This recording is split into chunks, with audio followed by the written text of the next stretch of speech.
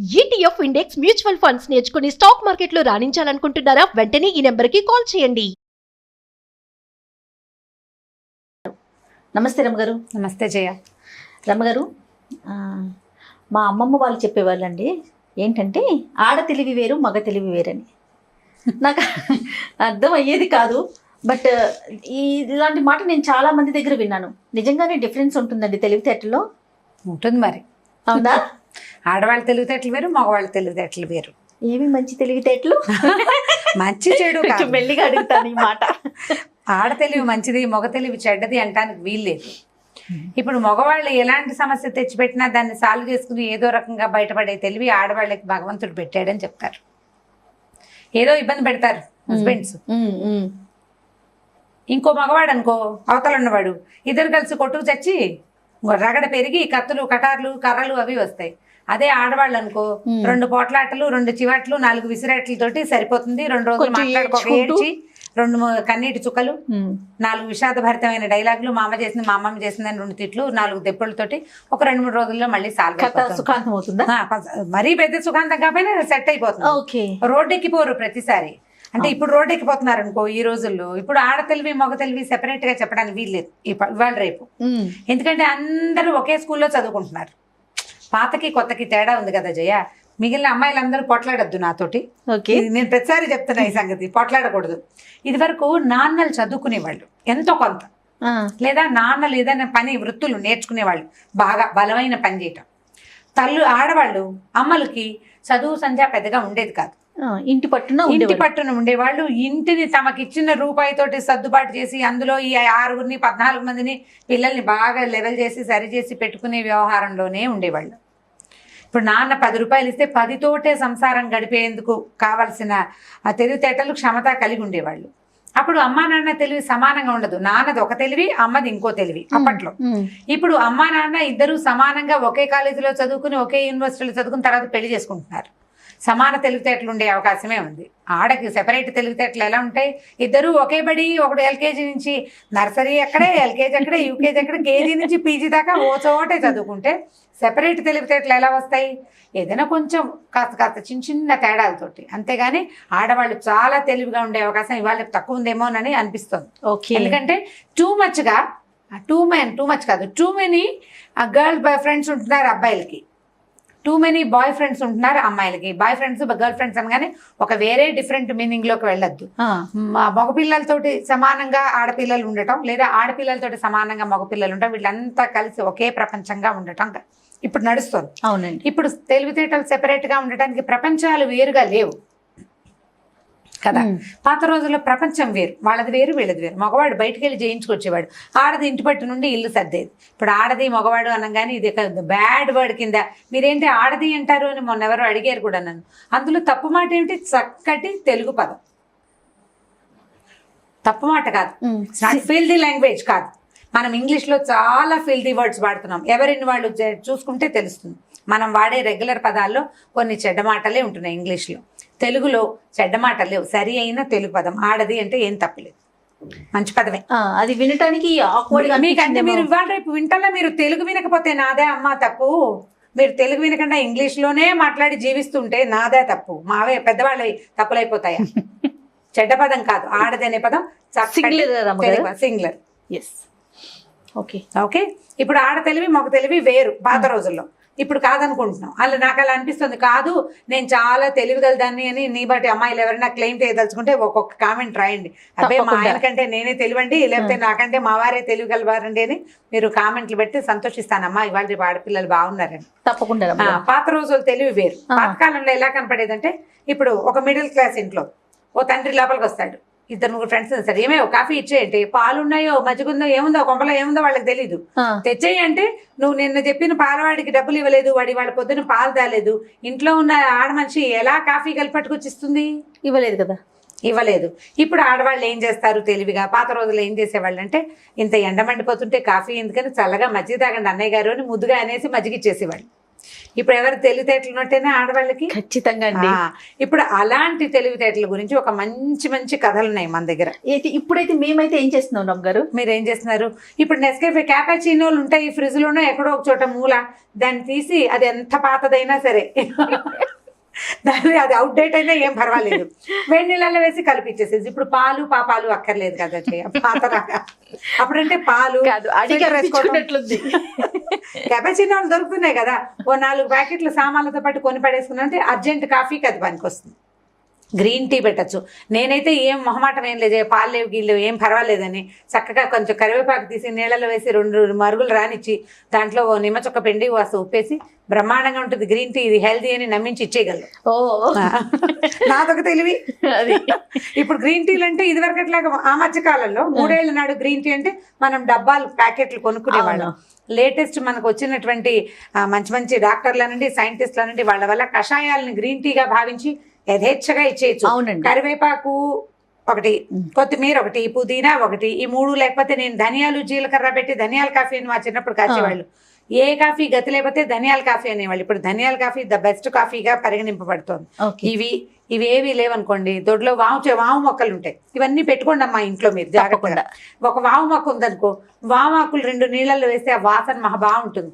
ఒక చిటికెడు ఉప్పు, ఒక డ్రాప్ నిమ్మరసం చాలు. నేను కూడా ఒక ఎక్స్పీరియన్స్ చెప్పాక స్టోరీకి వెళ్ళిపోతాను. మొన్న మన మిల్లెట్ రాంబాబు గారు ఉన్నారు కదా, మన దాంట్లో చేస్తూ ఉంటాం, మనం ఆర్గానిక్ దాంట్లో ఇట్లా షూట్ కోసం వెళ్ళామన్నమాట. ఆయన వెంటనే లెమన్ గ్రాస్ ఉంటుంది కదా రమ్మగారు, లెమన్ గ్రాస్ కూడా ఉంది నా దగ్గర. లెమన్ గ్రాస్ ని చక్క అసలు ఎంత బాగుందో, దాల్చిన చెక్క వేసి కొంచెం సాల్ట్ వేసి, కాదండి తాటి బెల్లం వేశారు. లెమన్ గ్రాస్, తాటి బెల్లం, నిమ్మకాయ, బాబా ఎంత అద్భుతంగా ఉందంటే. మనకి ఎగ్జిబిషన్స్ లో అంటే మొక్కల ఎగ్జిబిషన్స్ పెడతారు కదా హార్టికల్చర్, అవునండి, వాటిల్లో 30 రూపాయలకే దొరుకుతుంది లెమన్ గ్రాస్ మొక్క. ఒక పెద్ద కుండీలో, చిన్న కుండీలో పెట్టకండి, చూడడానికి మొదట 2 రెబ్బల్లాగానే ఉంటుంది, అందరూ పెట్టుకోండి, చాలా బాగుంటుంది, దోమలు తగ్గుతాయి మొదటిది. తర్వాత ఈ లెమన్ గ్రాస్ తోటి సుఖం ఏంటంటే అత్యవసరమైన గ్రీన్ టీకి లెమన్ గ్రాస్ బాగా యూజ్ అవుతుంది. రంగు రాదు, వాసన వస్తుంది, ఫ్లేవర్. అవును, నా దగ్గర కూడా పెద్ద బుషే ఉంది. ఆ ఎండుటాకులు కూడా కట్ చేసి పెట్టుకోవచ్చు, దానిలోంచి వచ్చే ఆకులు కూడా పెట్టేసుకోవచ్చు. అంటే ఆకు ఎండిపోయింది అనుకో, అది కూడా వాసన వస్తుంది, నిమ్మ వాసన వస్తుంది. లెమన్ గ్రాస్ అంటే వాసన తప్పిస్తే అందులో ఇంకేమీ ఉండదు. ఇప్పుడు తెలివితేటలుగా మనం గ్రీన్ టీలు ఇచ్చేయచ్చు, పాతకాలం తెలివి మన దగ్గర కూడా ఉంది. ఇంకా స్టోరీలోకి కథ చెప్దాం. ఒక ఊళ్ళోనట పాత రోజులు ఏం చేసేవాళ్ళు అంటే, అప్పుడు రేడియోలు లేవు, టీవీలు లేవు, రేడియోలు ఎక్కడైనా ఒక చోట ఉండేవి, రేడియోలు ఉన్న రోజులు కూడా కావు. అంతకు ముందు కాలంలో కాలక్షేపానికి నెలలో ఒక 4-5 భాగవత సప్తాహాలని అవని ఇవని పెట్టుకునేవాళ్ళు. హరిదాసుని పిలిచి వాళ్ళతోటి ఏదో పాటలు పద్యాలు కథలు చెప్పించుకునేవాళ్ళు. రామాయణ మహాభారతాలు హరికథ రామాయణ మహాభారతాలు చెప్పించుకోవడం, హరికథలు, తోలు బొమ్మలు, తర్వాత ఇంకా ఏమిటో మన తోలు బొమ్మలు కాకుండా ఇంకొకటి కూడా ఏదో ఆడుతుండేవాళ్ళు, పేరుగా మర్చిపోతున్నాను నేను. రకరకాల బొమ్మలాటలు మన కాలక్షేపానికి ఏదో ఒకటి కాలక్షేపం ఉండాలి కదా, లేకపోతే పెద్దవాళ్ళు ఎవరైనా పురాణ కాలక్షేపాలు అలా చేయించేవాళ్ళు ఊళ్ళల్లో. అయితే ఒక పల్లెటూరు పేరు రామాపురమే. ఈ రామాపురంలో ఏంటంటే చాలా సుభిక్షమైన ఊరు. ఆ ఊరికి ఒక 3 హరిదాసులు వచ్చారట. 3 హరిదాసులు, ఒక ఆయనేమో పాట పాడతారు, ఇంకొక ఆయనేమో ఫిడేల్ వాయిస్తారు, అంటే వయలిన్ వాయిస్తారు, 3వ ఆయన మృదంగం. ఈ హరిదాస్ గారు వీళ్ళిద్దరిని పాట పాడే హరిదాస్ గారు వీళ్ళిద్దరిని వెంబడి పెట్టుకుని గ్రామాలు తిరుగుతూ ఈ రామాపురానికి వచ్చారు. వర్షాలు లేని రోజుల్లో సంపాదించుకుని అన్ని ఊళ్ళు తిరిగి సంపాదించుకుని వర్షాకాలం సొంత ఊళ్ళల్లో ఉండేవాళ్ళు. అప్పట్లో సంపాదన మార్గాల్లో ఇదొకటి, ఊరూరా తిరగటం. ఆ ఊరెళ్ళి ఆ ఊరి పెద్ద దగ్గరికి వెళ్ళి, అయ్యా మేము సంగీతం చెప్పుకున్నామండి, హరికథలు చెప్తాం, రామాయణ మహాభారత భాగవతాలు, అదే చీమల్లాగానే రామాయణ మహాభారత భాగవతాలు 3 చెప్తాం, ఫలానా కథ చెప్తాం, ఈ కథ చెప్తామని చెప్పుకుని సరే ఆ ఊళ్ళో చాటింపు వేసేవాళ్ళు. అందరూ కలిగిన వాళ్ళు పెద్దలు ఎవరైనా ఉంటే వాళ్ళు ఏం చేసేవాళ్ళు, వీళ్ళకి భోజన వసతి కొంతమంది క్రియేట్ చేసేవాళ్ళు.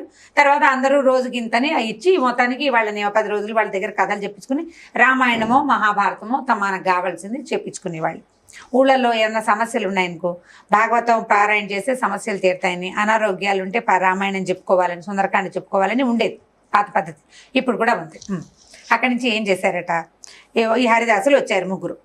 వచ్చి ఒక ఊళ్ళో ఈ రామాపురం చెప్పాం కదా, రామాపురం వచ్చేసరికల్లా ఓహో బ్రహ్మాండంగా వీళ్ళు చాలా బాగున్నారు, మంచి స్ఫురద్రూపులు 3 బాగున్నారు.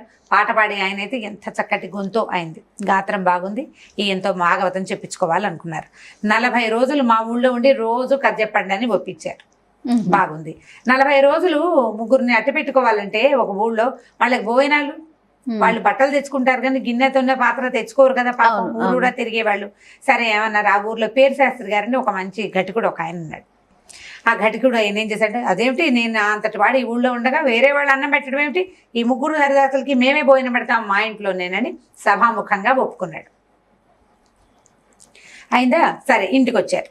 ఇంటికి వచ్చి ఏమేవు ముగ్గురు హరిదాసులు వచ్చారు, వాళ్ళ ముగ్గురికి భోజనాలు మన ఇంట్లోనే, ఇవాళ నుంచి 40 రోజులు మన దగ్గరే ఉంటారు, ఎంచక్క పిల్లలు అన్ని పాటలు పద్యాలు నేర్చుకుంటారు, ఒక ఆయనకి ఫిడేలు వచ్చు, ఇంకో ఆయనకి మృదంగం వచ్చు, పిల్లలు కూడా ఫ్రీగా అవన్నీ నేర్చుకుంటారని చెప్పాడు. ఫ్రీగా నేర్చుకోవడం అనే పాయింట్ బాగుంది కానీ 40 రోజులు ముగ్గురు మగవాళ్ళకి 2 పూట్ల లేదు 4 పూట్ల భోజనాలు, టిఫిన్లు, కాఫీలు, స్వీట్లు, హాట్లు, ఈవినింగ్ స్నాక్స్ ఇవన్నీ జరపద్దు. ఆవిడకు 6 మంది గుండె భార్యమణికి. ఓరు నాయన, ఓ రోజు 2 రోజులు 3 రోజులు అయితే ఓ రకము, 40 రోజుల పాటు ముగ్గురు మగవాళ్ళు అంటే వాళ్ళ గిన్నెలు పాత్రలు అన్నీ తోముకోవాలా, వాళ్ళ బట్టాపాత అన్ని పని ఎంత పని, ముగ్గురు మనుషులు అనేసరికి, పైగా మగవాళ్ళు వాళ్ళు వచ్చి సహాయం చేసే పాత రోజులు కదా, పై ఇంటి మగవాళ్ళు మన ఇంట్లోకి వచ్చి చేసే సాయం ఏమి ఉండదు. ఈవిడేం చేసింది, సరే ఏదైనా చేద్దామని ఆలోచించి భర్తకి ఏమంది, సరే అలాగా అంతకంటే భాగ్యమా అంది పైకి. భర్త గారు అన్నారు, సరే మొదటి రోజు ఇవాళే మన ఇంటికి భోజనానికి వస్తారు, ఏం చేస్తావు విశేషం అంటే, ఇవాళ మొదటి రోజు కదండి పిండి వంటలు పాయసం అవి చేస్తాను, మీరేం చేస్తారంటే చపాతీలు మన గోధుమ పిండి, పంచదార, ఏలక్కాయలు పట్టుకురండి, ఇవి పట్టుకొస్తే కాస్త ఏదైనా చక్కగా స్వీట్ చేసి పెట్టి అన్నం, కూర, పప్పు, పులుసు, పాయసం అన్నీ చేస్తాను, రేపటి నుంచి మామూలు పోయినవే, మళ్ళీ ఇది మధ్యలో ఏమైనా విశేషాల రోజున విశేషం చేద్దాంలేండి అని చెప్పింది. ఇక ఇది కదా అనురూప దాంపత్యం, అంతే కదా. భర్త ఇంత మాట ఇచ్చేస్తే ఏమిటయ్యా నీ మొహమండాన్ని తిట్టకుండా ఒప్పుకుంది, పిండి వంట చేస్తాను, పిండి వంట చేస్తానంది. బాగుంది, సరే ఏం చేశారు, ఆయన వెళ్ళి ఆ గోధుమ పిండి ఈవిడ చెప్పింది కదా కాసిన ఏలక్కాయలు తెచ్చాడు, పంచదార పట్టుకొచ్చాడు, భార్య కప్ప చెప్పాడు. ఈవిడ లోపలికి వెళ్ళింది, వంట టకాటకా గిన్నెలు మోగుతున్నాయి, మధ్యలో వాసనలు వస్తున్నాయి, వంట చేసుకుంటాను. హాల్లో కూర్చున్నారు ముగ్గురు హరిదాసులు, ఈ పేరు శాస్త్రి గారు. కూర్చున్నాక ఈయన, ఏదండి ఫలానా పాట పాడండి, హరికాంభోజి రాగం వచ్చా మీకు, ఆ రాగం వచ్చా అని ఒక 5-6 రాగాలు తనకు వచ్చిన సంగీతం ప్రకారం వాళ్ళని రాగాలు అడిగాడు. ఒక ఆయన పాడాడు, 2 ఆయన ఫిడేలు వాయించాడు, 3 ఆయన మృదంగం వాయించారు, సంగీతం నడుస్తోంది. ఈవిడ చకచక వంట చేసేసింది. వంట ఏం చేసింది, ఆవిడకి 4 పిల్లలు, భర్త 5, తను 6 మనుషులకు సరిపడా వంట చేసింది. 3 ఎక్స్ట్రా ఉన్నారు కదా, సరే వాళ్ళ కోసం వండలు ఆవిడ. ఈ భర్త గారు ఏమే వంట అయిందా అంటే, అయిందండి, లేచిరండి స్నానాలు చేదురు కానీ అంది. వాళ్ళు లేచే లోపల పేరు శాస్త్రి గారు వాళ్ళకి తువాళ్ళు అవి ఇవ్వద్దు, వచ్చిన అతిథులకి టవల్స్ ఇవ్వడం కోసం ఈయన లేచిచ్చాడు. లేచొస్తే, అయ్యో నా మతి మండ, విస్తరాకుల సంగతి మర్చిపోయామండి, ఒక్క విస్తర లేదు ఇంట్లో అంటే, సరేలేవే నేను పంచాయతీ దగ్గర ఒక విస్తరాకుల చెట్టు ఉంది, గడ పట్టుకెళ్ళాడు ఈయన కోసుకురావడానికి. ఒక ఈయన ఆకులు కోసుకొచ్చి చకచక విస్తళ్ళు ఏ రోజు ఆ రోజు కుట్టుకునేవాళ్ళు, మనలాగా బజార్లో కొనుక్కొచ్చే రోజులు కాదు. ఈయన విస్తరాకులు తెచ్చి పెట్టుకున్నారనుకో, ఆడవాళ్ళు మధ్యాహ్నం ఖాళీగా ఉన్నప్పుడు కాసిన విస్తళ్ళు కుట్టి పక్కన పెట్టుకునేవాళ్ళు అనమాట. పాత రోజుల్లో పనులు. మా ఇంట్లో కూడా నాకు గుర్తుంది విస్తళ్ళు కుట్టడం, బాగా విస్తరు కూడా కుట్టేవాళ్ళు పెద్దవాళ్ళకి, పిల్లలకు కాదు కానీ పెద్దవాళ్ళకి కాసిన విస్తర్లు కుట్టి పెడితే కబుక్కున ఎవరైనా వస్తే విస్తరు వేసి భోజనం పెట్టడానికి. అరిటాకులు ఉంటే మహత్తరంగా ఉంటుంది, అది చేసేవాళ్ళు. విస్తళ్లలో తినడం ఒక పద్ధతి. సరే ఇప్పుడు విస్తరాకుల కోసం ఆయన వెళ్ళాడు బయటికి. వెళ్ళగానే ఈవిడేం చేసింది, వంట అయిపోయింది కదా, పిల్లల్ని ఉండండారా అన్నాలు పెడతానని గబగబా గోధుమ పిండి కలిపి గవ్వలు చేసింది, పాకం పెట్టింది. గవ్వలైతే గవ్వలు వేయించేసి పాకం పోసి పాకం పెట్టేసింది. 1/2 గంటలో చేసేసింది పని. అక్కడి నుంచి పిండి కలిపింది కదా, ఈ పిండితో 3 బొమ్మలు చేసింది. కాళ్ళు చేతులు పెట్టి ఇంత బొమ్మ చేసి 3 చిట్టి పీటలు వేసి 3 పీటల మీద పెట్టింది. పిల్లలకి కంచాలు పెట్టి అన్నం పెడుతోంది. తన పిల్లలకేమో అన్నాలు పెడుతోంది. 3 పీటల మీద 3 బొమ్మలు పెట్టింది. పెట్టేశారు కదా, పిల్లలు అడిగారు, అమ్మ ఎవరే బొమ్మ వీళ్ళు అని అడిగారు. బొమ్మలు అనలా వాళ్ళు. వీళ్ళు అనగానే హరిదాసులు 3 అంది. సరే అమ్మ వీళ్ళ పేరు ఏంటంటే, ఈయనేమో పాట పాడే ఆయన, ఈయనేమో ఫిడేలు వాయించే ఆయన, ఈయనేమో మృదంగం వాయించే ఆయన అని 3 బొమ్మలు చూపించింది. హాల్లో ఉన్న హరిదాసులకి వినపడుతోంది. 3 హరిదాసులు, ఒకళ్ళు పాడతారు, ఒకళ్ళు మృదంగం వాయిస్తారు, ఒకళ్ళు ఫిడేలు వాయిస్తారు. 3 చెప్పింది కదా. అమ్మ ఇప్పుడు ఏం చేస్తావే అంటే, ఏముందిరా తీసి నూనెలో వేసి వేయిస్తాను. ఈవిడ ఏం చెప్తోంది, గోధుమ పిండితో చేసిన బొమ్మల గురించి చెప్తోంది. బయట ఉన్న వాళ్ళు ఏమిటి ఏదో వేయిస్తానంటుంది, మన్నైనా అని ఆలోచిస్తున్నారు వీళ్ళు. నూనెలో వేసి వేయిస్తాను. తర్వాత ఏం చేస్తావే, నూనెలో వేస్తావా, తర్వాత అంటే బాగా ఎర్రగా వేగాక పాకం పెట్టాను కదా, పాకంలో పడేసి పాకం పడతాను అంతే అనేసరికలు వెళ్ళి 6 మంది గుండె ఏమిటి పాకం పడతాం అంటే ఏమిటి, ముందు వేయిస్తానంది, ఎర్రగా వేగాలి, వేగిన తర్వాత పాకం పడుతుంది. బ్రాహ్మణ ఇంటికి వచ్చామా, ఎవరింటికైనా వచ్చామా, వీళ్ళు ఏదో విచిత్రంగా మాట్లాడతారు. ఇంకా బాగా వింటున్నారు హాల్లో ఉన్న ముగ్గురు. ఈవిడేం చెప్పిందంటే, ఏమీ లేదురా, పీటల మీద కూర్చున్నారా, ఈ పీటల మీద కూర్చున్న వాళ్ళని సలసల్లాడే నూనె ఉంది చూసావు పొయ్యి మీద, ఇలా ఎత్తి అలా పడేయటం. పడేశాక కళ్ళపెళ్ళాడుతుంది నూనె, బాగా వేగిపోతారురా. చక్కగా ఎర్రగా వేగిన తర్వాత కావాలంటే ఉప్పు కారం వేసుకుని తినచ్చు, లేకపోతే పాకం పట్టచ్చు. పాకం రెడీగా ఉంది కాబట్టి పాకం పట్టేస్తాను అని ఆనంగానే బయటకు వచ్చిన వాళ్ళు, నాయన ఇదేదో బ్రహ్మరాక్షసుల కుటుంబం, ఆయన పైగా విస్తళ్ళు తేవడానికి వెళ్ళాడు, ఇప్పుడు ఈవిడ వేయించి కారం పెడుతుందో పాకం పడుతుందో, ఇవి రెండు అయ్యాక ముగ్గురిని కలిసి 3 ముక్కలుగా వేయించుకుని తింటారో ఏమిటోనండి. చల్లగా వీళ్ళు ఎవరు పెట్టే వాళ్ళు పుచ్చుకుని కామ్గా బయటకు వెళ్ళిపోయారు కామ్గా. సరే పిల్లలు అన్నాలు తినేశారు. ఈవిడ ఏం చేసింది, ఈ బొమ్మల్ని కలిపేసేసి, ఈ బొమ్మలు వేగవురా అని చిన్న చిన్న ఉండలు చేసి వేయించేసింది కామ్గా. భర్త గారు వచ్చాడు విస్తళ్ళు పుచ్చుకుని, హరిదాసు లేరంటే హాల్లో లేరా అని అడిగింది.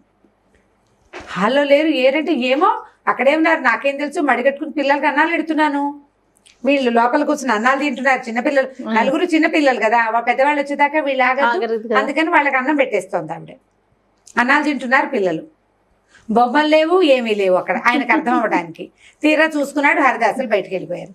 సరే అయ్యో ఇదేమిటని బగబగబా వెతికాడు, బయటకు వెళ్ళి కేకేశాడు. ఎంతసేపటికి రాళ్ళు వస్తారేమో లేండి, చెరులోకి వెళ్ళి ఉంటారు స్నానాలకి, ఏదో ఆడ మనిషి మడిగట్టుకుందని లోపలికి వచ్చి నన్ను పిలిచిండ్రు, పిల్లలేమో అన్నాలు తింటున్నారు, వస్తారులే కాసేపు చూడండి అంది. 3 అయింది 4 అయింది రాలా వాళ్ళు. ఈయన ఏం చేస్తాడు, నేను ఆకలిస్తుంది, సరే భోజనం చేద్దాం చూద్దాం అనుకున్నారు. సాయంకాలం అయ్యేసరికి ఊళ్ళో వాళ్ళు వచ్చారు. ఏమండి హరిదాసులు ఏంటంటే, ఏమోనండి విస్తళ్ళు తేవడానికి బయటకు వెళ్ళాను, నేను విస్తరాకులు తెచ్చేసరికి వాళ్ళు వెళ్ళిపోయారు, ఏం జరిగిందో నాకు తెలియదు. ఇప్పుడు ఆడ తెలివి పనిచేసింది అనమాట. ఆవిడ ఒక్క మాట అనకుండా, వ్యతిరేకంగా మాట్లాడకుండా, తన తప్పు లేకుండా, ఇక్కడ ఏం జరిగిందో వాళ్ళు ఎవరికి చెప్పే అవకాశం లేకుండా చల్లగా పొమ్మనకుండా పొగ పెట్టేసింది, కామ్గా వేస్తా వెళ్ళిపోయారు. ఇది ఆడ తెలివి. ఇప్పుడు ఈ ఆడ తెలివితేటలు మగ తెలివితేటలు డిస్కషన్ అంతా తల్లులకి, పిల్లలకి కథ. మీరెంత తెలివిగా ఎలా తప్పుకోగలుగుతున్నారు జీవితంలో, ఎలాంటి ప్రాబ్లమ్స్ని హ్యాండిల్ చేయగలుగుతున్నారు, ఏ ప్రాబ్లమ్ని ఎట్లా హ్యాండిల్ చేస్తున్నారు అనేది ఆలోచించుకోవడానికేనమ్మా ఈ కథలని. ఖచ్చితంగా వచ్చినప్పుడు గొడవలు పెంచుకోకుండా మీరు ఎలా తెలివిగా దాన్ని హ్యాండిల్ చేస్తున్నారు, మీకు ఇబ్బంది రాకుండా, మన జీవితం సూపులో పడకుండా, పిల్లల భవిష్యత్తు పాడవకుండా, మన పరువు నలుగురిలో పోకుండా, బయటికి రాకుండా ఎట్లా ప్లాన్డ్గా చేస్తారు అనేది చాలా ఇంపార్టెంట్. మన అమ్మలు చేశారు, అమ్మమ్మలు చేశారు, అంతకు ముందు తరాల వాళ్ళందరూ కూడా గుంభనగా కాపురాలు చేసుకుని గుంభనగా సంసారాన్ని నడుపుకున్న వాళ్ళందరూ కూడా తెలివితేటలతోటే. ప్రతిసారి వడ్డించిన విస్తరిగా ఉండదు కదా జయ జీవితం. ఎప్పుడు వడ్డించిన విస్తరిగా ఉంటుందా? మనం అనుకున్న ప్లాన్ అవుతుందా? అవ్వదు. మాస్టర్ ప్లాన్ వేరే ఉంటుంది. మనం ఒకటి అనుకుంటాం, ఎవరో ఒకళ్ళు కారణం అవుతారు, దానికి ప్లాన్ అంతా చెదిరిపోతుంది. నువ్వు దాన్ని ఎలా సరి చేసుకున్నావు అనేదంతా నీ తెలివితేటల మీద ఆధారపడి ఉంటుంది. నేను మొన్న కూడా ఇదే మాట చెప్పాను. మీరు వండిందే తింటారు, మీరు పెట్టిందే జరుగుతుంది, మీరు చేసిందే చేత, మీదే పై చేయుగా ఉండేలాగా చేయటం మీ తెలివి మీద ఆధారపడుతుంది. పై చేయుగా ఉండాలి కానీ పై చేయిగా కనపడకూడదు. ఎంత బాగా చెప్పారు అమ్మగారు. అంతే, ఎగ్జాక్ట్లీ మీ అనుభవం.